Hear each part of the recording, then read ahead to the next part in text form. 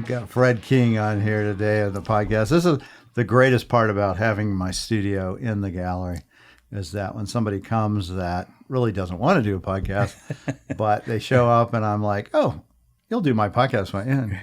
And they say reluctantly, maybe. I love that, just dead air. Welcome, Fred. How are you? Well, you have to ask me a question or something. I will. I'm going to ask you. Actually, just what we were talking about. So yeah. Fred and I both have this relationship that we like movies, and Fred really loves music as well as literature, and really you're quite an erudite when it comes to a lot of this stuff. So we were just talking about the new Elvis Presley movie, which I haven't seen yet, but of course you've already seen it.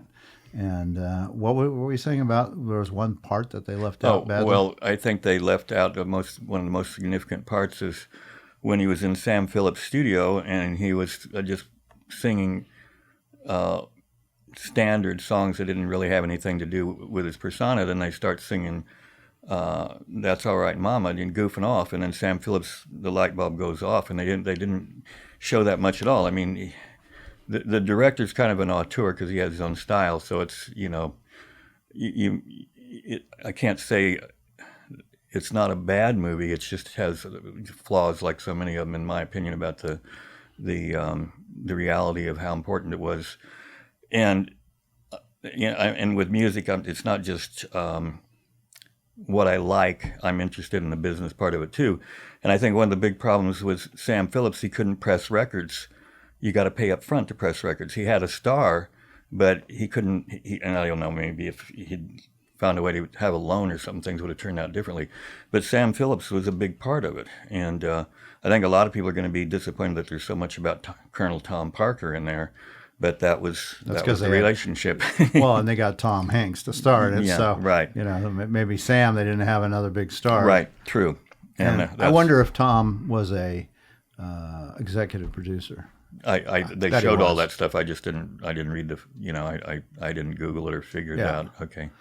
But they did go ambitious, right? I mean, they're trying. It's very ambitious. I mean, because like when I write a book, I don't try to write the whole person's life as a general. And they did the whole life, right? I'm very interested in the people that influenced Elvis Presley, and Lieber and Stoller wrote Hound Dog, and for me, Big Mama Thornton's Hound Dog is the ultimate one, and Elvis had what a lot of the mainstream people could pick up on, and he had that the sexuality and everything, but Big Mama Thornton's Hound Dog is just fantastic, and fortunately it does show Sister Rosetta Tharpe, who is an incredible guitar player, and I thought of her as a gospel singer, but she's an incredible guitar player, and all the guitar people acknowledge that.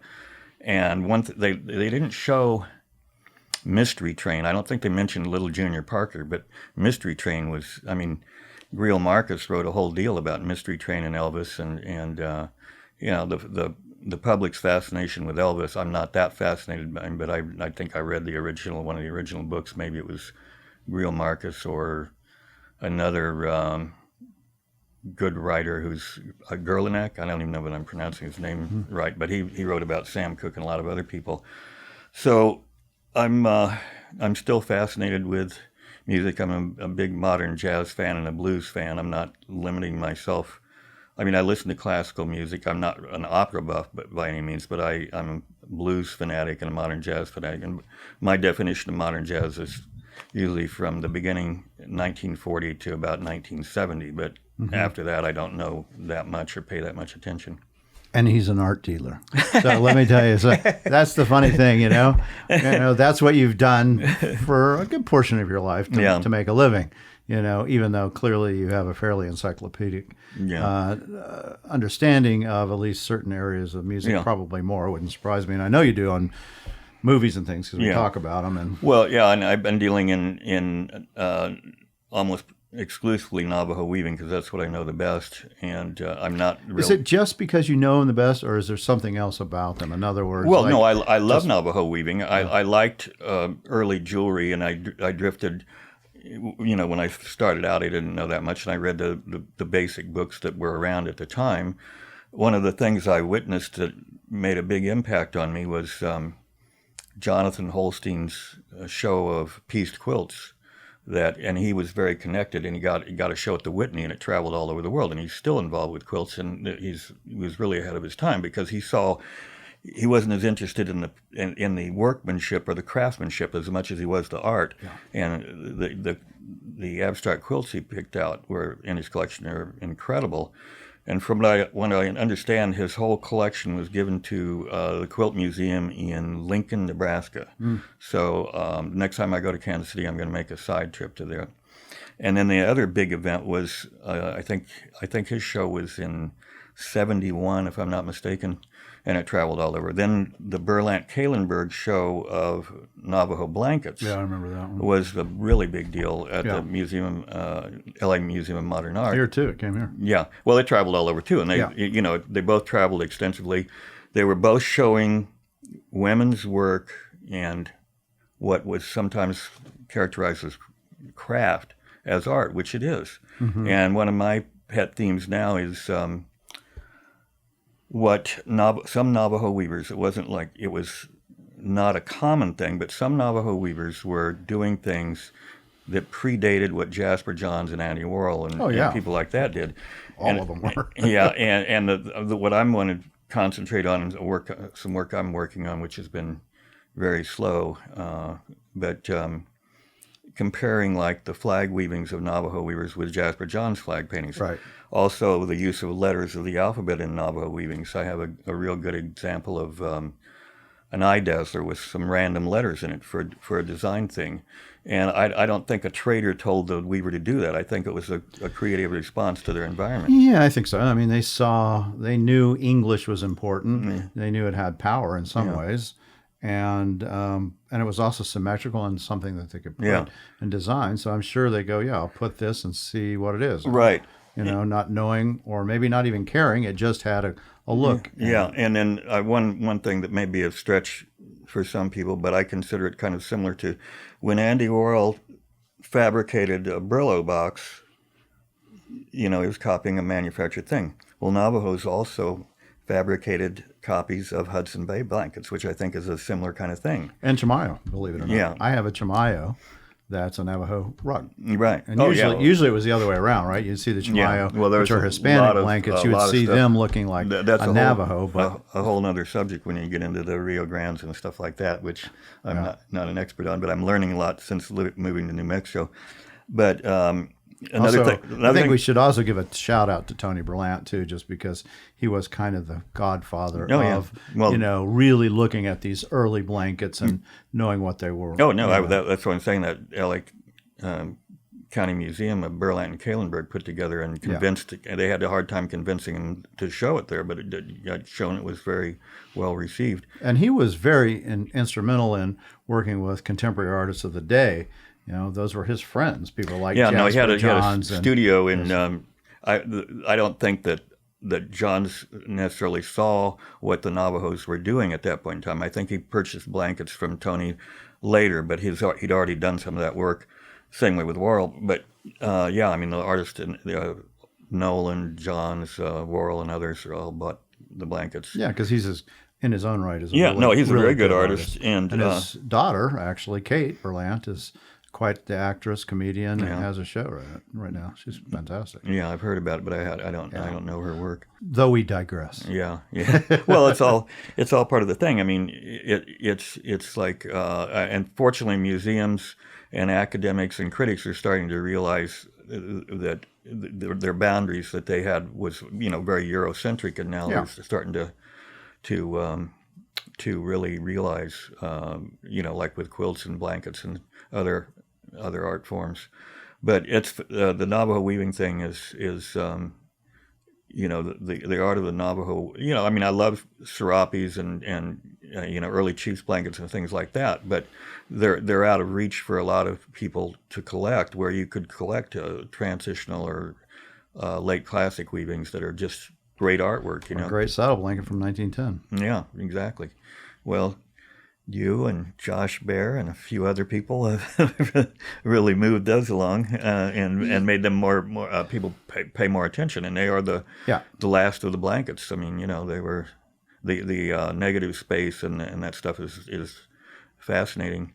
Yeah, I think if you have an interest in contemporary art, which I know I do at least, that you cannot not see, those kind of components. I mean, it's just there's no way you can, cannot see that. So, and those are at least at today's value are still affordable. I don't know if that'll be the case 20 years from now. Well, because it's a small select group of blankets that really fit. When you get into the monetary thing about that, then I just go nuts about the contemporary art that's selling for incredible prices, and I've always point to that movie, The Price of Everything, because some of that stuff is just absurd, and it's like it's like I don't have the idea that if an artwork doesn't take any time to make that it's not a good piece. That's not my point. Right. It's just that some of it is just all you have to believe, And, well, it's all in the eye of the beholder, too. Well, a lot of conceptual art is beyond me. Not, I mean, I'm thinking of my senior brain is a problem right now. The urinal? No. That is historic. That's a historic thing. That's not. See, but that's the deal. At his time, that was a joke. Yeah, exactly. Complete joke. Yeah. No, I agree. And now it's worth millions. No, I'm thinking of. And was instrumental in looking at art differently. The shark and formaldehyde guy, which. Oh yes, with the skull as well. Well, yeah, but the latest thing with the circles. Yeah. Now the people who do the circles for him are gone off on their own and they're still selling them. And I don't know if that's the right description, but the little dots, you mean? Yeah. But no, it's fascinating, and there's nothing. I mean, I think the monetary value of art. I mean, obviously, this is how our world runs. You get it goes, and if it's appreciated, it's going to start costing money. Yeah. And but the stereotype of the hedge fund guys want you to know how much money it costs, as opposed to the robber barons who didn't want you to know that they had it. They didn't want you to know how much they paid for it. And now it's just like a status symbol. Yeah, I mean, art is culturally has that sensibilities. You know? Everything does, really. Yeah. I mean, well, that's the watch you wear, the purse you wear, the shoes you have, the house you have. Exactly. And I read Thorstein Veblen when I was in high school. I probably didn't comprehend half the stuff, but I mean, there was 1880s, 1890s, and it still holds up. Yeah, well, the Gilded Age, Mark Twain and Warner, 1890 and 17. What I'm thinking of is the thing about Thorstein Veblen that's fascinating is he wasn't using other economists. He was using ethnic cultures like the potlatch as an extension of see how powerful and wealthy I am. I can burn this. I can give it away, and that's, you were required to. Yeah, and they had an ideal situation in that they had the wood. They had food was easy, so they had leisure. So the theory of the leisure class he based on native cultures, which other economists were always just going back to other forms of economists. And I'm not like a economist, but I think our brand of economic theory, I think, is skewed by a lot of BS. But that's just my opinion. So how did you get interested in this? Where'd you grow up, Fred? I grew up in Kansas City. That's what I thought. And so what did your folks do? Well, my father was an air conditioning and refrigeration guy, and he didn't have much of an education. My mother would have earned a scholarship to go to college, but she got married and raised kids, and so she was full-time housewife. Well, I thought she did the bookkeeping for me. Yeah. But I was fortunate to have an aunt and uncle who did not have children, and they were more intellectual. They had Paul Klee prints on their wall. I mean, they couldn't, and they didn't have high-paying jobs or anything. They just got by, but they started a little shop that had contemporary arts and crafts. And I remember when I was a teenager, I went on a Presbyterian outreach to the Navajo reservation, and she told me to look for Pima baskets. She said they're very, very well done. I didn't know anything about Native American art at that time. What reservation were they sending you to? Well, we went to the Navajo reservation, and we were on the edge of the Hopis. I remember going to Tuba City and some other places. And you're a teenager? A teenager on an outreach thing. There were three of them. They were called caravans.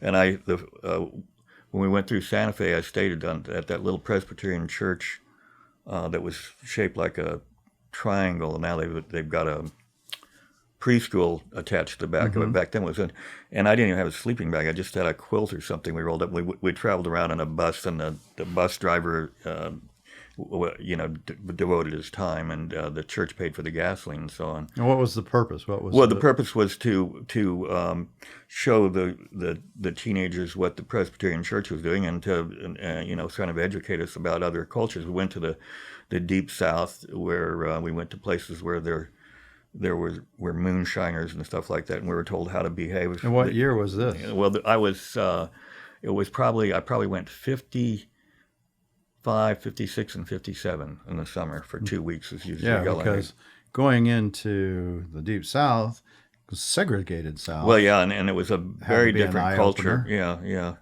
And we ended up in New York, and then came back. But we were in the Smoky Mountains and places like that, and then on the eastern seaboard. And but my aunt and uncle had a little shop on the Country Club Plaza in Kansas City, which is an upscale shopping area. And I worked on the plaza in a clothing store. So I knew some basic things about business from working there, because I did stock work and sales work and that kind of thing. And we had a good museum there. We had the Nelson Atkins Gallery. Great one. Yeah, which has gotten better and better with time. So there was art and culture there. We had good art theaters, so I could see the new French New Wave, Ingmar Bergman were available, you know. So Kansas City is not a backwater. It isn't. Not at all. Well, one of the things that just really gets me is like people who don't know anything, and they don't understand that Charlie Parker was born in Kansas City, and that's where modern jazz started, not in New York. He was playing modern jazz in Kansas City, but New York takes credit for him. But as they take credit for most things. Yeah. Sorry, New Yorkers. Yeah. Well, it's funny because, being a modern jazz fan, Charlie Parker died at the Stanhope Hotel in a baroness's apartment. Oh, that's interesting. And I did a postcard based on a little collage I did. I'll have to send you one of those. But it's well, that's another sidetrack. But back to I started a woman who was very influential in my life was Susan J. Smith, who grew up in Kansas City also. And we lived together for 40 years. But we started a shop in San Francisco. So before you started that shop, so you're in the, what year did you graduate high school? 58. So 58. And so at that point, did you decide to I'm going to go right into business? No.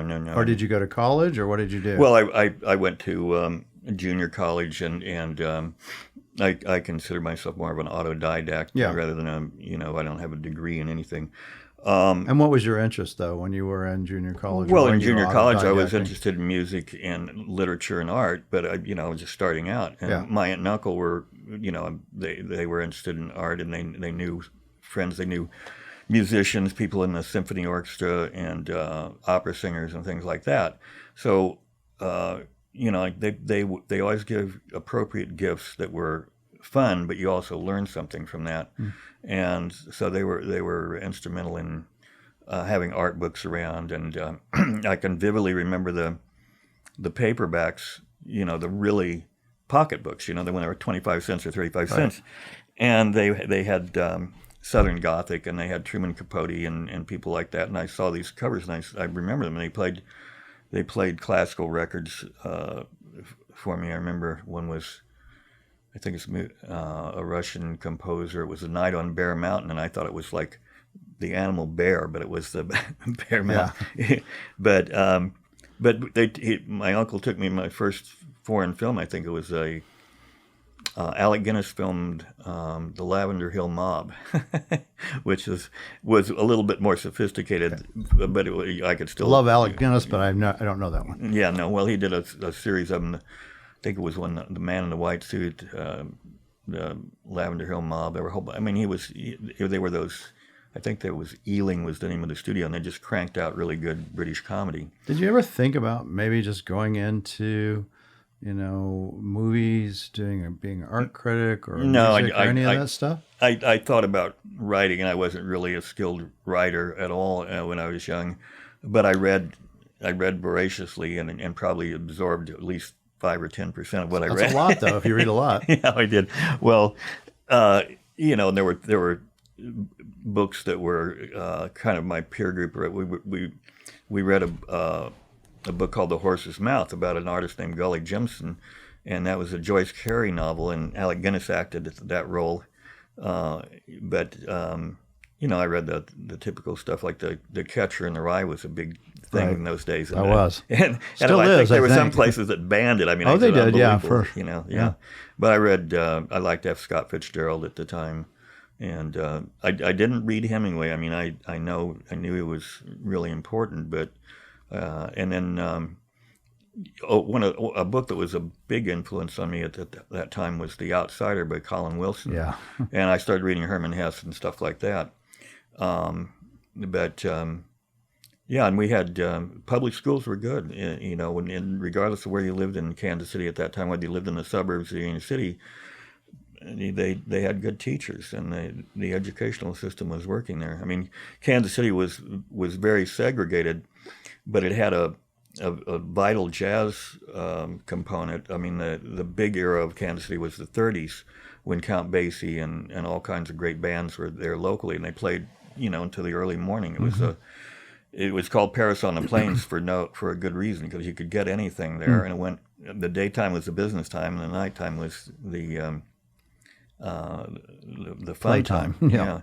And were you going to those kind of things? I went to 12th and Vine. I have a guy took a Polaroid of me and my uncle and a friend of mine at a Dizzy Gillespie show, and Dizzy sitting next to me, and it's one of those black and white Polaroids where you pour it out and wave it around. And so I've got a postcard made that I'll have to send you. And then, and the great thing about that, and I wish I knew exactly who the sidemen were. I pieced it together. But when Dizzy Gillespie came and sat down by us and had the photograph taken, this guy sauntered from the bar with a drink in his hand and a diamond pinky ring, and it was Jimmy Witherspoon. And the first song he sang was "Every Day I Have the Blues." Yeah. And Jimmy Witherspoon's a hell of a great blues shouter. Yeah. And he had a long career. It was revived at the Monterey Jazz Festival. He had a really good LP, Jimmy Witherspoon Live at Monterey. And I knew a little bit about him, but he stayed in Kansas City for quite a while too. And he recorded with, oh God, my senior brain is, I can see one of the most famous bands in Kansas City. And Charlie Parker plays his first solo with this band, and it's embarrassing, but I cannot remember. It's okay. Anything. Yeah. You're probably only one of a million of people that would know the band anyway. So. Well, no, he was this Jay McShann. Jay McShann was on that blues program that. I'm sorry, it would be 2 and 1 million. Jay McShann was quite well known. He was a very good piano player, and he had good people in his band. And he lived a long time, and he spent he didn't go to New York. He stayed, he stayed in Kansas City. And so, let me ask you this: when did you actually finally leave Kansas City? What sent you there? I mean, you go to J.C. College for a little while, and that's like the late 50s kind of thing. Yeah, 59, 60. Yeah. Okay. And so, what pushes you out of Missouri? Well, I was at loose ends. I made a couple of. I quit my job at the clothing store in Kansas City, which is called Schoenhard's. It was kind of the preppy clothing store. And I was not a preppy, but still not. We were catered to that. My employer was part of Kansas City establishment, William McDonald, and he had a son and a daughter that I'm still in touch with. So I was at loose ends. I was going nowhere, there was about a year that I just hung around playing pool with people and hanging out with pool players who were really good, which I was not, but I really loved the game. I had a friend going to UC Berkeley who suggested that I move, and that was a great thing that I did. So I go to Berkeley in '62, and I got off the train with one suitcase, and I'm walking and go up University Avenue, and somehow we get together right around the Sather Gate, and boy, I thought this is great. It's March and the weather's warm, and I was really tired of cold weather. Right. So that was great. So I shared an apartment in '62 and part of '63, and I got drafted. I was taking 12 hours at Oakland City College and Right. working a 40-hour-a-week job unpacking books at a book warehouse for a retail and a library jobber called Sathergate Books, named after the Sathergate in Berkeley. And I got drafted, went back to Kansas City. I thought if I went to Kansas City that I would go someplace exotic from there.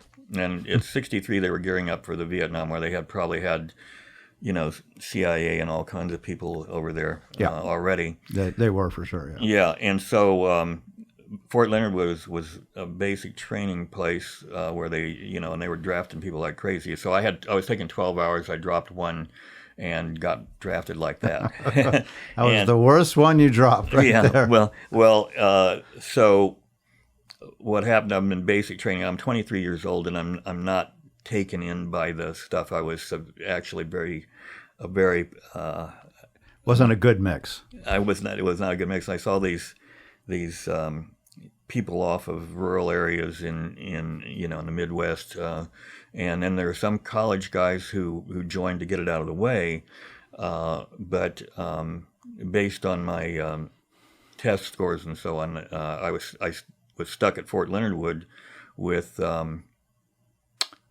being a personnel clerk, looking at personnel records and so on, which I was glad that wasn't in the infantry. Right. and they were sending people to Vietnam, but I don't think that many, but they were really gearing up for it. And so at Fort Leonard Wood, they had movie theaters on the post where you paid about 25 cents. And I saw two great anti-war films. The Kubrick film,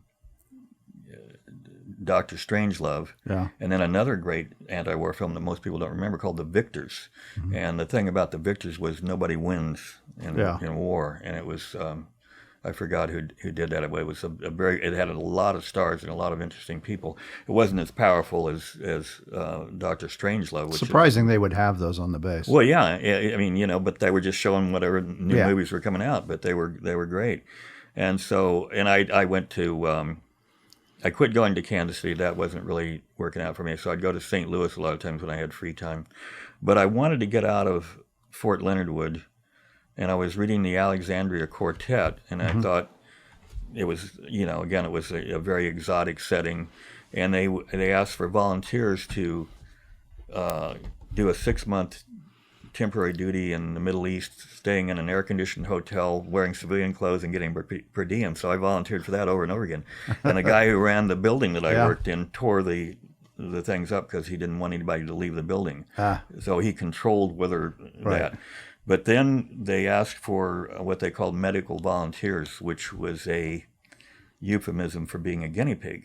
Right. And on the way over, I was listening to Michael Pollan's thing on CD, How to Change Your Mind about psychedelics, which was very, very fascinating. Right. And so I volunteered for this medical research and I went to Edgewood Arsenal. And I was only in one experiment. Yeah, what was it? There were 4 of us in padded rooms for 3 days with a little drop of something on our arm. And I think I was given a placebo. The other guys hallucinated and saw things that weren't really happening. And I think I was the placebo guy. And so we drew little stick figures and had our pulse taken and all that stuff. Right. And when I requested my medical records afterwards to see what I was given, they acted like they didn't exist, and the building burned down. I had to get a congressperson to help me actually get my medical records. Were you able to actually get them? Oh yeah, but they didn't say what it was? They would act like that I had to prove that I was actually in the Army. Number one, which is ridiculous, and then what they sent me the first time was just the medical records of being examined going in. Right. It took a lot to get those medical records. It's still a controversial program, and there's a class action suit for the people who volunteered. A lot of people had terrible that was a chemical and biological warfare thing. But Right. the military and the CIA were very, very interested in psychotropic drugs, and they were trying to figure out ways. And the simplest way I explain it is as it was probably an aerosol. It's like in Goldfinger when they wanted to do an aerosol over Fort Knox, but it doesn't work that way. It dissipates. So the only way you can really be effective is to have it drop up it on you or something like that. It has to be really close quarters. But it debilitated people for 2 or 3 days without ruining the infrastructure. So that's my first thing. It was a placebo.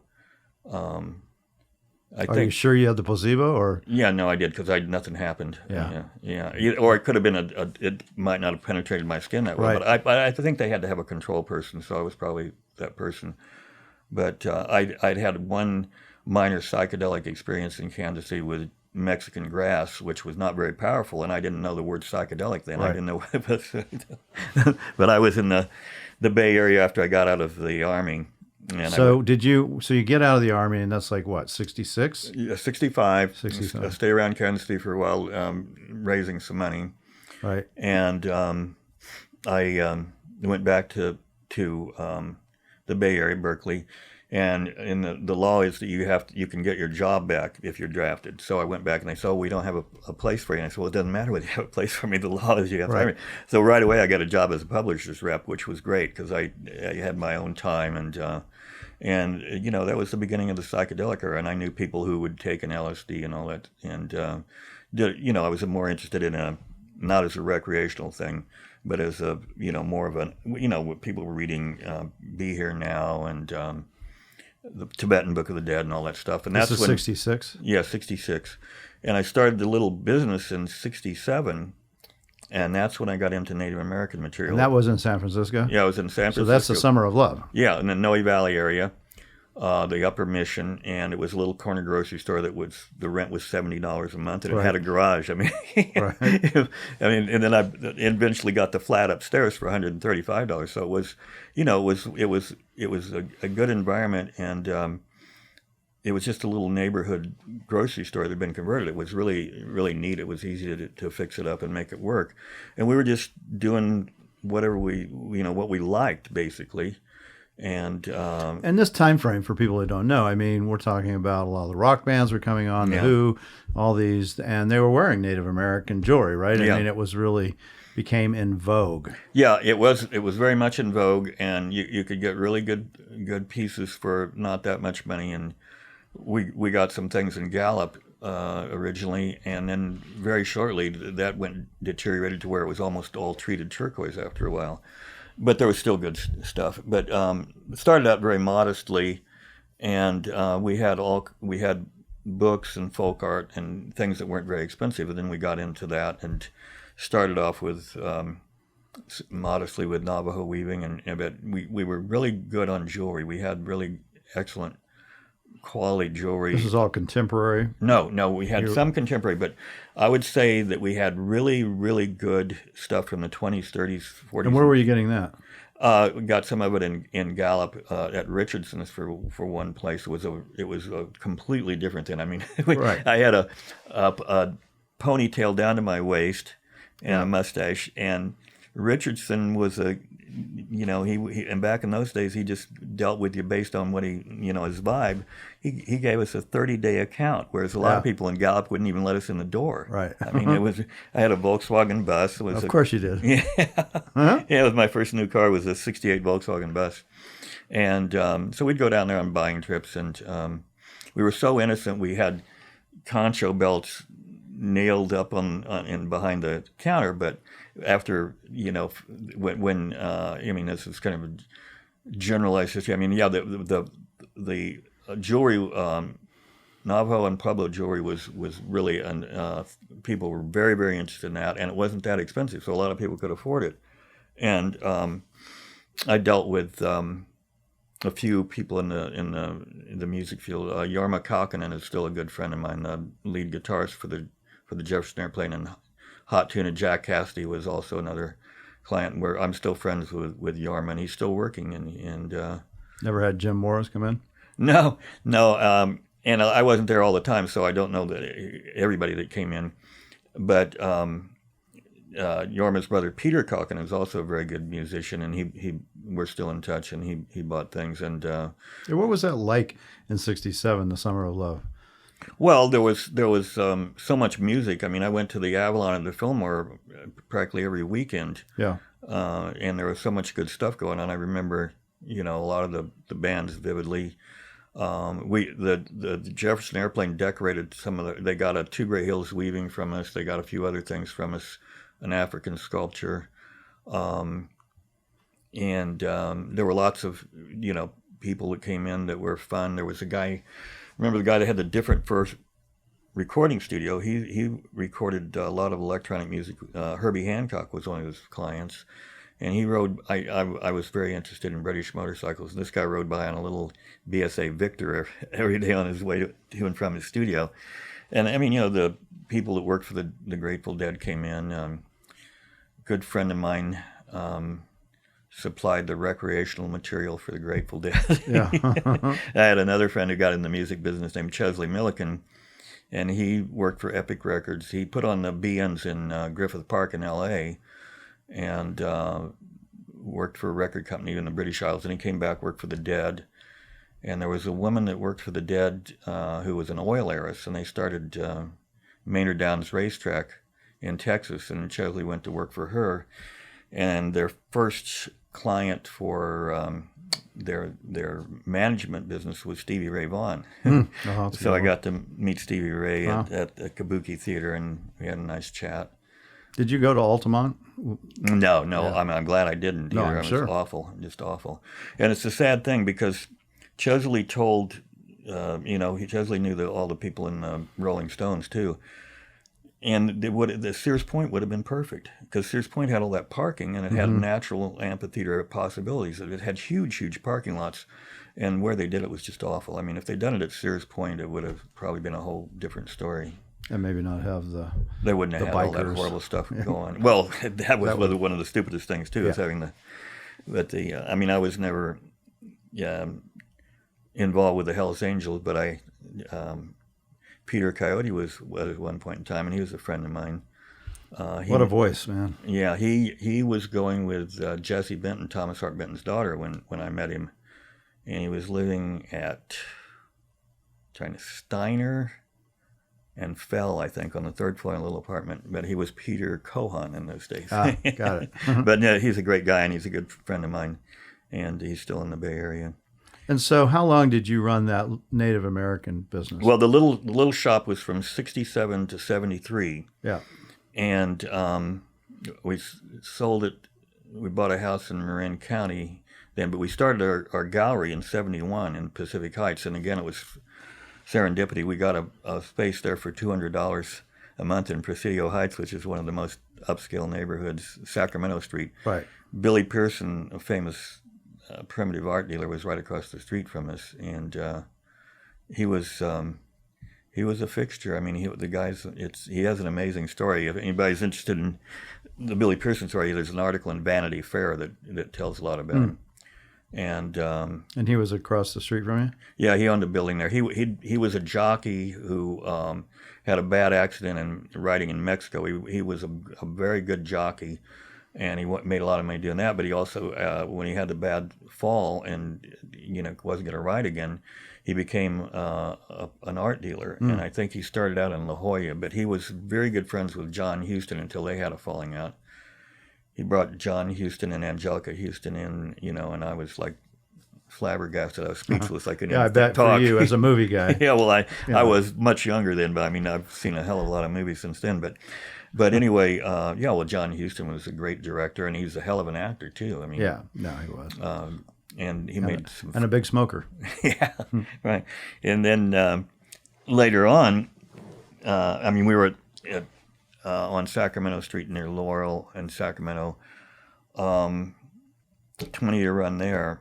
And so when you're in this new place, and it's in the upscale place, were you dealing just in Native American stuff? No, we were dealing in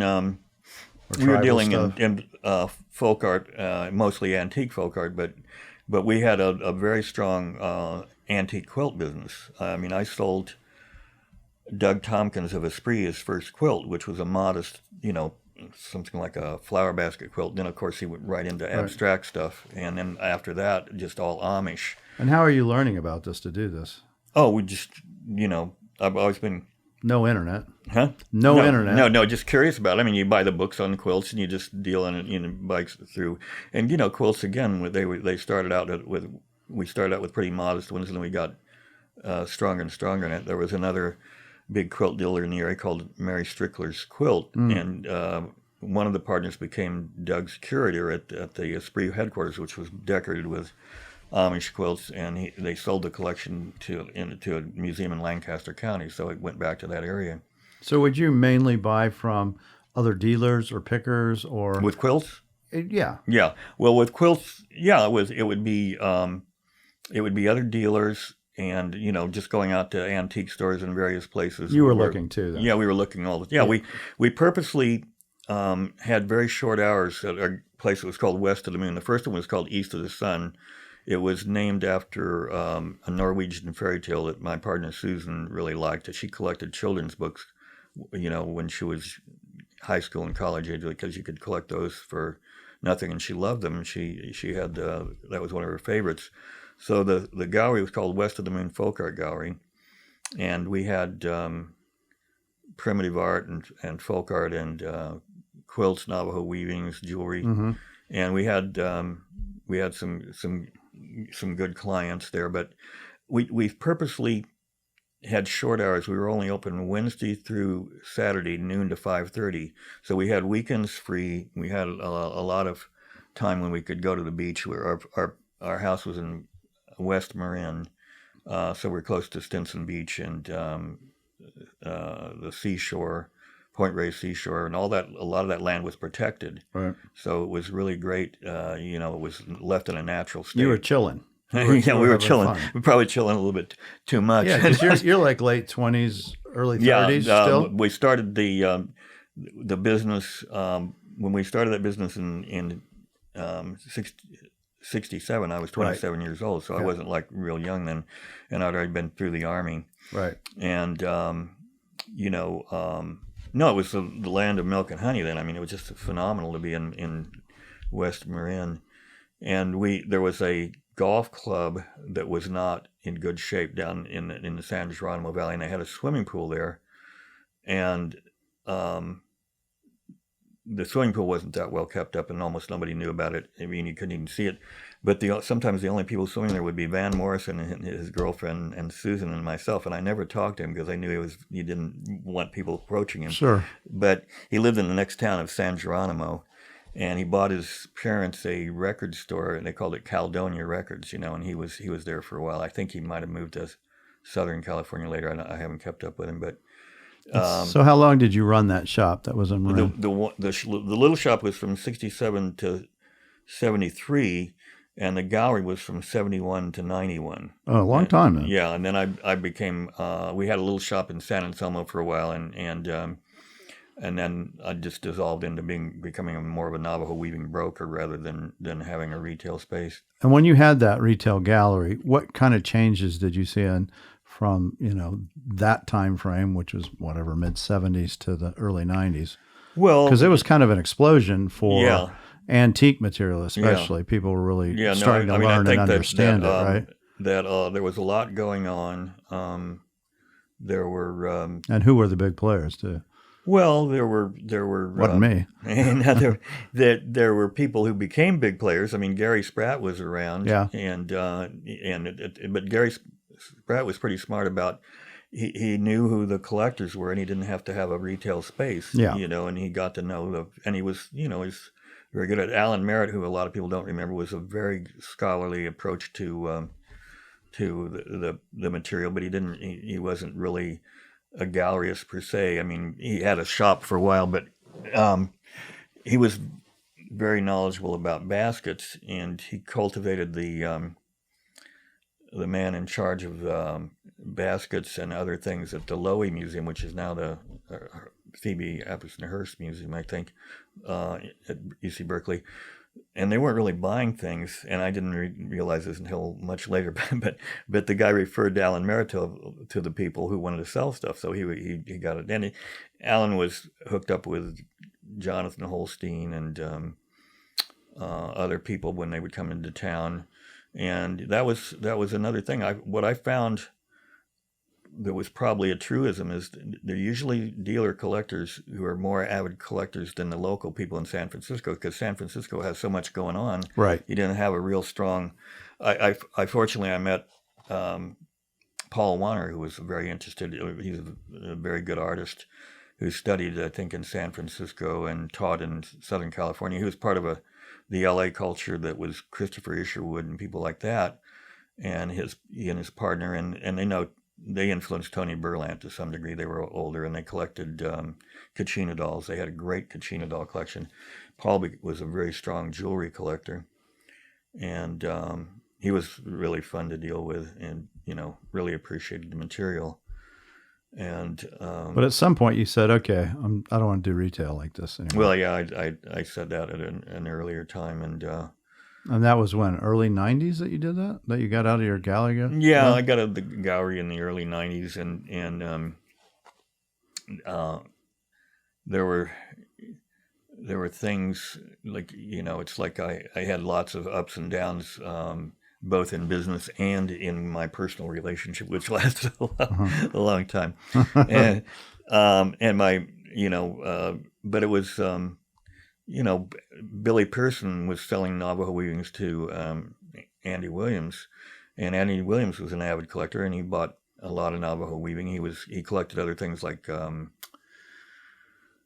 Japanese wedding kimonos. He had a very good folk art collection. I know his blanket collection came up not that long ago, I think, at one of the auction houses. Well, it came up at Sotheby's, and I went to that auction, and he had a broad spectrum of things. I mean, to the real snobby collectors, a lot of his stuff wasn't that important, but he had a lot of good things. Yeah, there was some. I remember there was like a great third. Well, phase.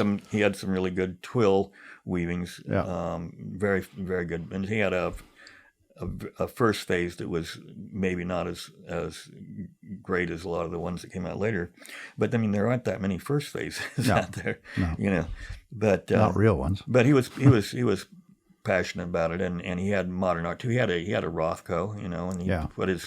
So all you need to do is actually have one Rothko, and the rest doesn't matter. It really doesn't. That's a weird thing about art is you can be a major collector, collect all this stuff, but if you just pick one piece that's the correct piece, it can be more valuable than the entire collection for your entire life. I see it on a regular basis. Well, I had a very good client who I think was an oil heiress or something, and she started out modestly and furnished her home in Woodside, and she had a Rothko also. She'd gone to Sarah Lawrence or someplace like that and studied art.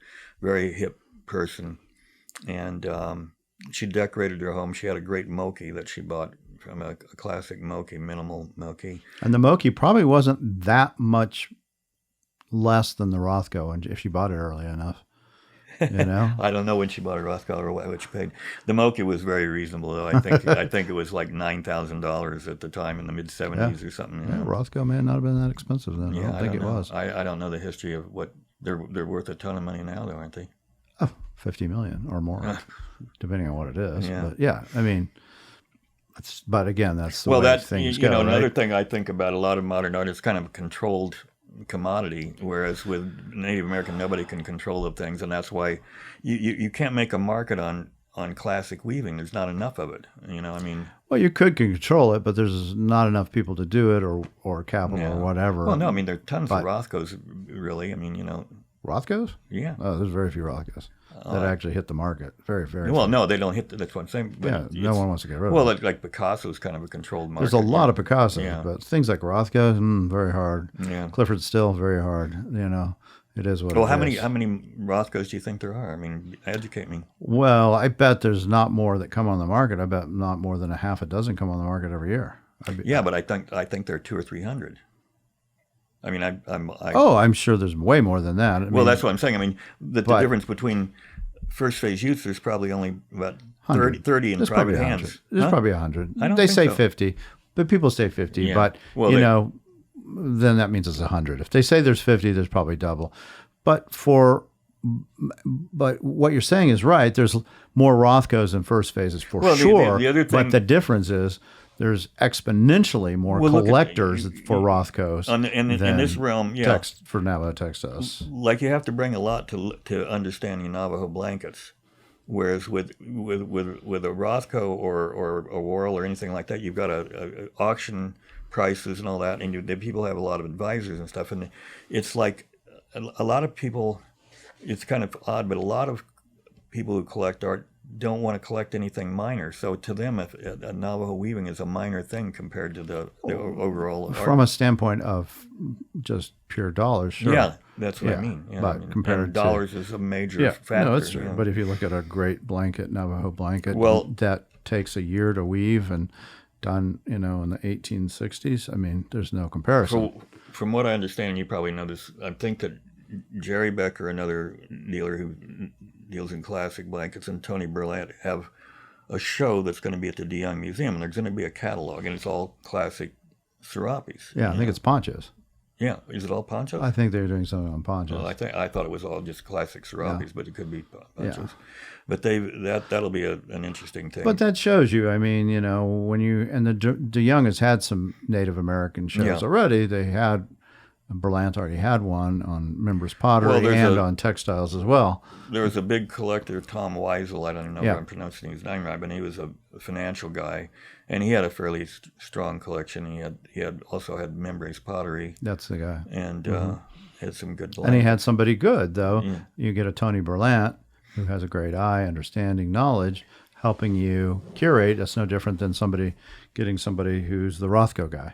Well, and a lot of people who collected that way, when they get involved in the larger art field and they become involved in the museums and so on, they move, and with somebody like that has the money, they move into that realm and they sort of drop out of buying the Native American art. But or they could be the opposite. Yeah. Listen, I don't know the story on the collection that Berlant put together with this collector, but clearly he had taste because the stuff is really good.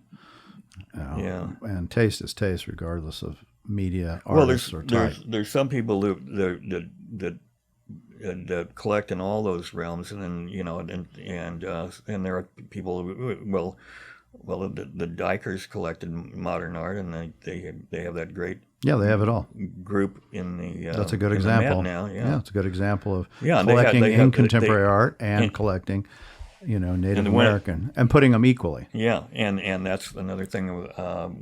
Tony still has a Joseph Cornell, and to me Joseph Cornell's an boxes underrated, are amazing. And the Dykers have a Joseph Cornell too, and and it's like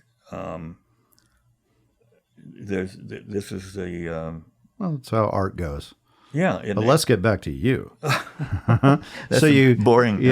So you have some personal things that happen and some other issues, and then you move into just brokering. And so you've been doing that. Well, you've been doing that as long as I've known you, and I've known you probably since the early '90s, I guess. I think so.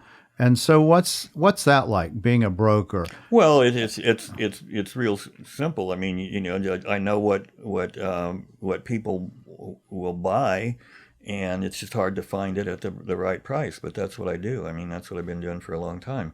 And I live very modestly in Santa Fe, in a small place, and and Santa Fe is very enjoyable. I see Santa Fe growing at a rate that's like what happens at so many places. I mean, the people who've been there a long time will say, well, it was over a long time ago or whatever. Right. Well, it's like, I remember La Jolla. I had friends who lived in La Jolla in the 60s and 70s, and it was like a little village. Yeah. And now it's just overrun. I mean, Yeah. Santa Fe's not La Jolla yet. No, not yet. Well, and Carmel was a same thing. Charming little place. Santa Fe's still charming, I think. Well, yeah. I mean, and they need to really stay strict about the height of buildings, in my opinion, that kind of stuff.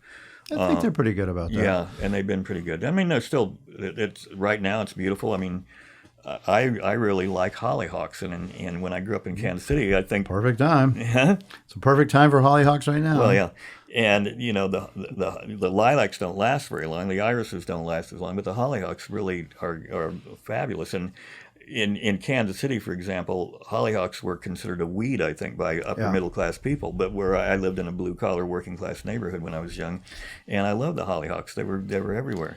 So when you act as a broker, you're primarily working with dealers at this point, Correct, pretty much, right?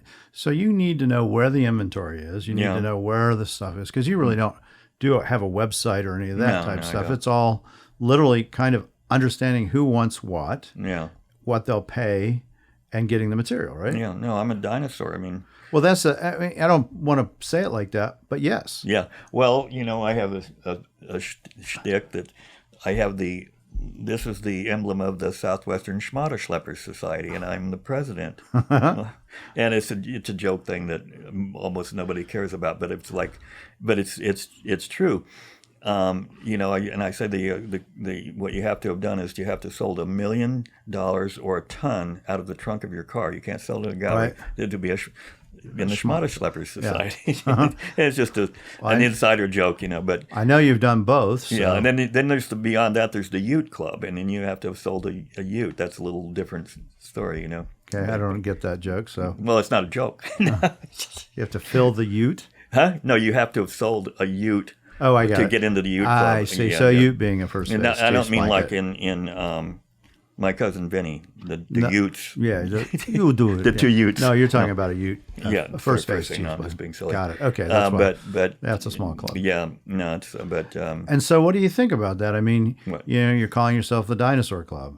Yeah. Well, no, I'm a I mean, I just deal with Navajo weavings without a website. I mean, obviously the cell phone. I mean, in the old days, I had the best blanket client I had was back east in New England, and I used to send Polaroids in an overnight envelope, and then you can do it by thing. It was a great collector who liked the stuff, self-educated with my help, but you know had opinions of his own, and was loved the stuff, and you know he bought a lot of blankets. He was referred to by a friend who was which is a lot of stuff happens in a random way like that. I had a friend who had a big investment bank called Leucadia. I think they changed the name of it. He's gone now. Ian Cumming, and referred me to. I sold stuff to him. Yeah, right. Ian Cumming was he collected your guy Dixon. Dixon, yeah.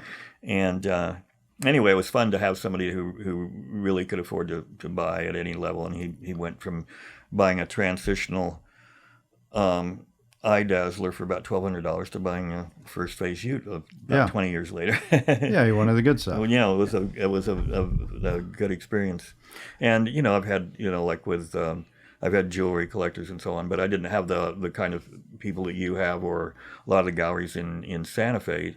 But I'm comfortable in doing this. I mean, I'd love to have some collectors who were with unlimited finances, but that doesn't happen that often. Well, who knows? Maybe somebody on the podcast will go, "This is the guy. We can talk jazz music and Navajo textiles." Well, and the other this is another topic which almost nobody's going to be able to understand. I like British motorcycles from a certain era, and to me, they're sculpture. Yeah. Have you ever dealt in them, though? No, I haven't dealt in them. But remember, the Guggenheim had a show of the art of the motorcycle. Yeah, I do remember and that. And it had the biggest attendance of any show they ever had. They moved it to the Guggenheim in Las Vegas. It broke their attendance records there. And I'm on my way to California, and in the middle of my business trip, I'm going to go to Laguna Seca and see vintage motorcycles.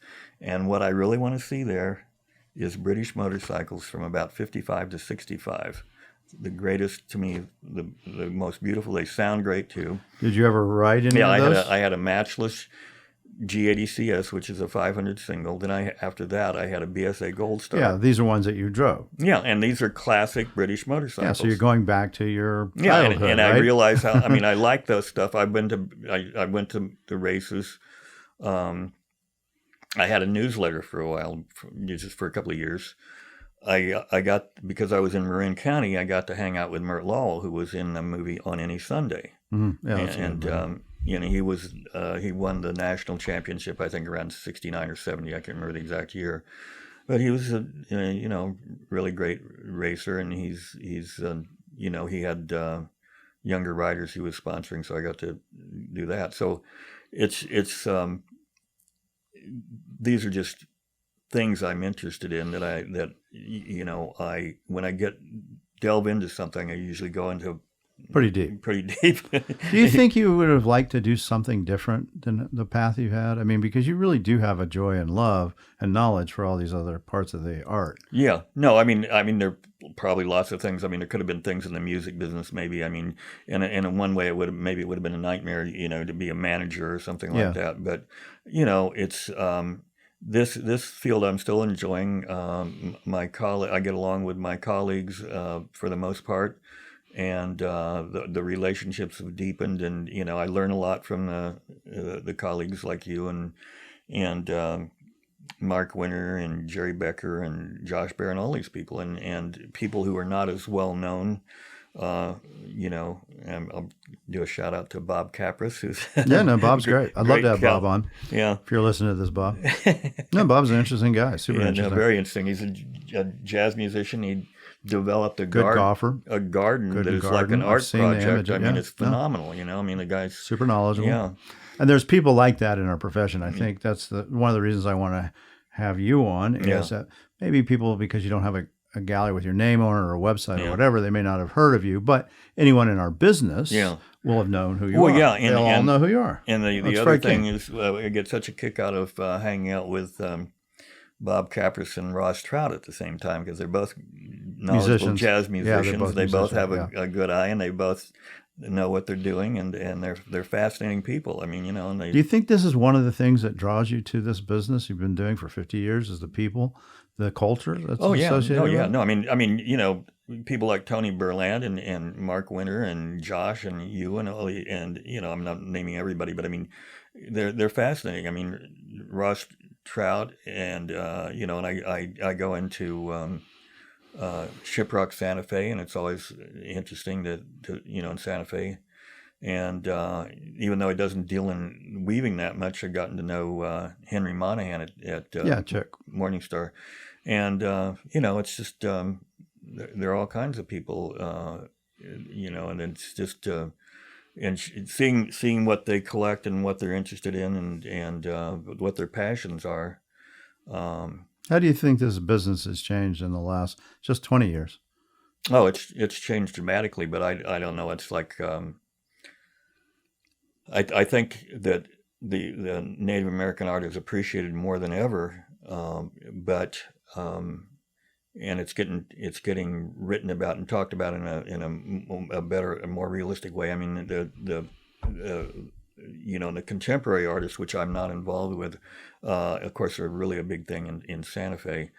But my love is more in the vintage and early material, and I'm that way about a lot of stuff. I mean, I had a lot of friends that were very involved in motorsport, but I don't like modern cars very much at all. Yeah, you like more historic. Yeah, and do you think we'll still be around in 20 years? Seriously. Do we think there'll still be dealers like me? Probably, yeah. But I mean, I think so too. The internet, of course, is huge, and brick and mortar people are selling sometimes more than 50% on their websites. But I personally like to be able to see it, go into a touch place it, and say, smell it. Yeah, and I'll give you a plug that what's the one about the Butterfly Twins? Yeah, I wrote. I think the Butterfly Twins is a brilliant mystery. Thank you. I think it's a brilliant mystery. It's very timely, and one of the I don't want to say too much about it because it's been a while since I read it, but it reminds me of some of the stuff that goes on, like with Monsanto or something like that. Yeah. And there again, there's a great modern movie with George Clooney, Michael Clayton. Yeah, that was a really good movie. A really strong movie, and that again goes into the environment and I think we're in an environmental crisis. And even though I'm a capitalist businessman, I think there's some major issues here about the way the environment's been treated. Yeah. I mean, in a general way, I think that we need nature more than nature needs us. Yeah, well, maybe that's, again, goes back to why you like Native American art. Yeah. I mean, it's all about Earth. It's all about Mother Earth. Yeah, and they live on the land, and they and even today, I mean, contemporary artists that are, or not only artists, but Native American, are much more concerned about their environment and planet Earth, I think, than the general public is. Yeah. I mean, well, I think there's some awareness and there's lip service and so on, but what's being done about it is. Oh yeah, we're still we got a lot of trouble. Well, somebody from the Santa Fe Reporter just emailed me. They want to interview me about the Forest Service, and I'm not credentialed. I critique the Forest Service. I'm not, but but the thing is, that's what I believe.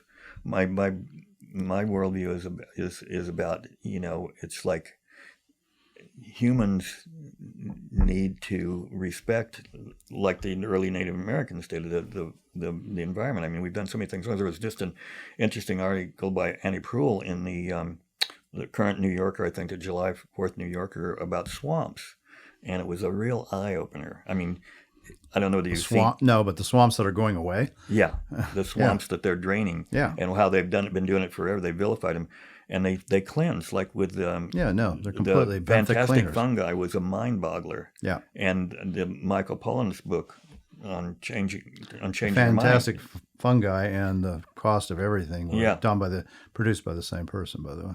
By the what? Same person. Produced which? Both those movies. Fantastic Fungi and The Cost of Everything. Regina Scully did both those. Oh, I did not know that. That's interesting. I know. Well, they're both very unique movies that are, tell a story that people need to hear. I like them both. Well, I did too, and they're very interesting. And I wanted to see the guy that gave all that stuff to the university, to the not the Field Museum, the Chicago Art Institute. Yeah. Not very much of it's on display. I thought a lot of it being, but it's funny.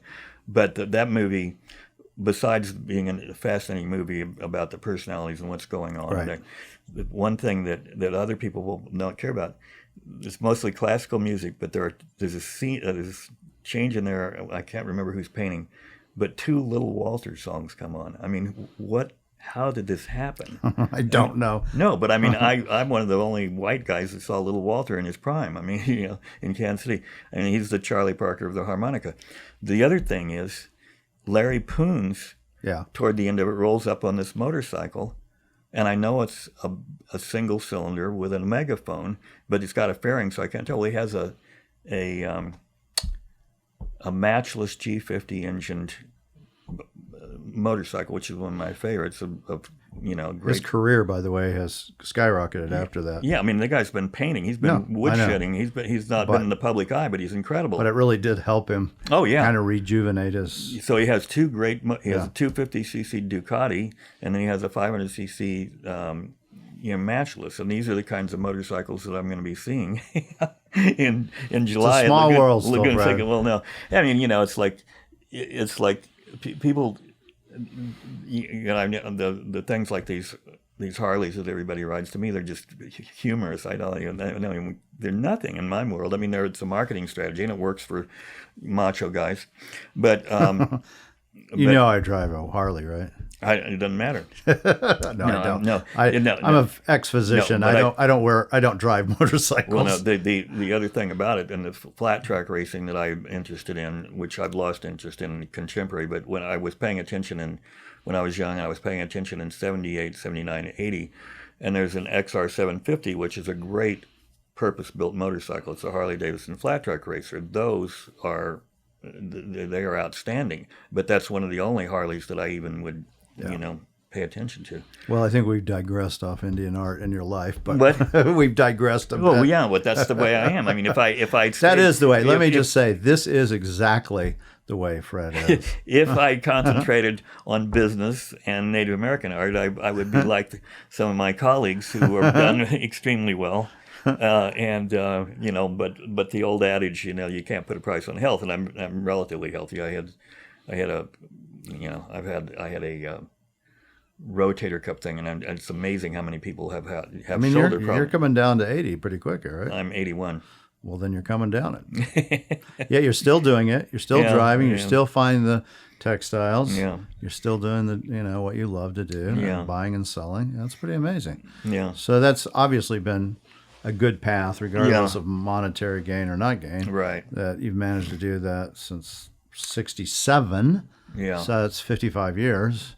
That's 53 or something like that. My math is not 67, 22, 55 years. Yeah. So God, it's longer than I realized. I know. Well, I didn't know you were 80.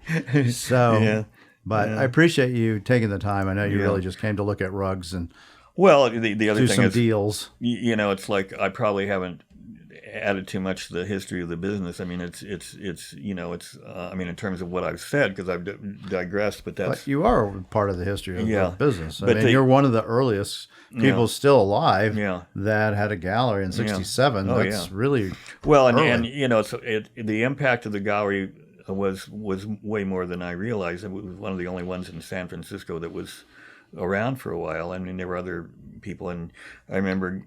people like John Arrieta and his wife Valerie would talk about just coming by to see the windows, because we'd have, stuff like that. But it was quite interesting. There was frustration in being in San Francisco, though. I mean, because I had a classic story where a man wanted a really nice 2 Gray Hills rug. I found him a perfect, wonderful old 2 Gray Hills rug, and I offer it to him. And I don't hear from him for a couple of weeks. And I ask him what he's thinking. He said, well, he likes it. And then I sell it to Ray Dewey in Santa Fe a month or two later. The guy buys the rug from Ray Dewey for a little about more. A third more. Yeah.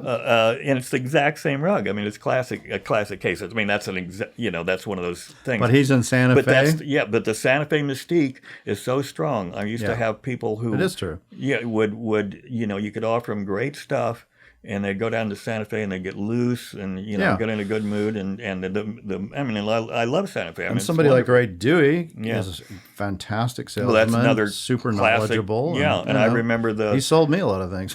I remember the whole situation there. There was a guy whose name escapes me right now, and you'll probably remember. He had the treasure chest, and he'd worked at the labs, and he did reproduction jewelry, which was really good looking. I mean, a lot of it gets mistaken. He did squash blossoms, he did brass necklaces. Mm-hmm. Oscar Branson. Yeah, Oscar Branson. And he had the treasure chest. And then Coffrin and Dewey, I think, took over, and they moved to another. And Ray Dewey was an institution. I mean, when he was on the ground floor, then he was upstairs where